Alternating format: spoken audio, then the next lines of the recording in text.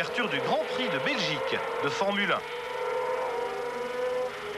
Christensen et Goossens s'expliquaient en début de course, mais Muller allait réaliser une remontée irrésistible, délogeant le pilote belge de la première place avec une facilité déconcertante. Derrière, Christophe Tinsault se faisait remarquer par des dépassements incisifs. Et Jean-Philippe Belloc par un tête-à-queue de plus. Une violente averse interrompait l'épreuve avant son terme et Marc Goossens croyait avoir repris l'avantage pour gagner à domicile. Mais le drapeau rouge fixait le classement au tour précédent. Premier Muller, deuxième Goossens, troisième Christensen. Le pilote belge l'emportait 2 semaines plus tard à Magny-Cours avant que le jeune Brésilien Ricardo Zonta ne s'impose coup sur coup à Estoril puis au Mugello.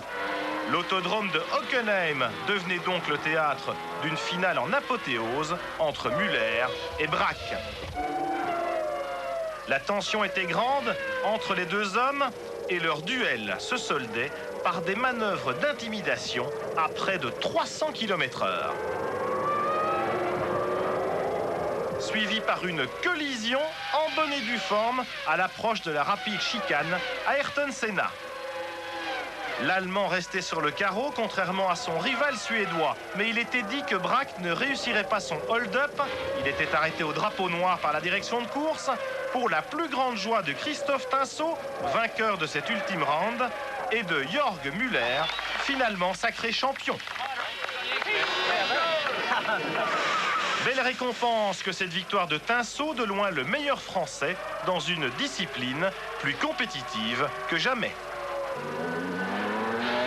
Comme on a tous les mêmes voitures, on commence en fin d'année à avoir tous, je pense, globalement les mêmes réglages. Pas tous, qu'il y a encore des gros écarts.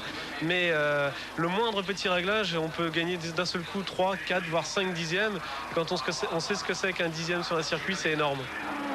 Des écarts infimes, mais pas de recette miracle pour les jeunes loups bien décidés à se frayer un chemin jusqu'à la sacro-sainte Formule 1. Il n'y a pas de règle en tout cas, ce qu'il faut c'est essayer d'avoir des bons résultats, essayer de construire à côté un relationnel qui nous permette d'avoir des bons contacts avec les équipes de F1 et d'essayer d'avoir un essai et de faire ses preuves.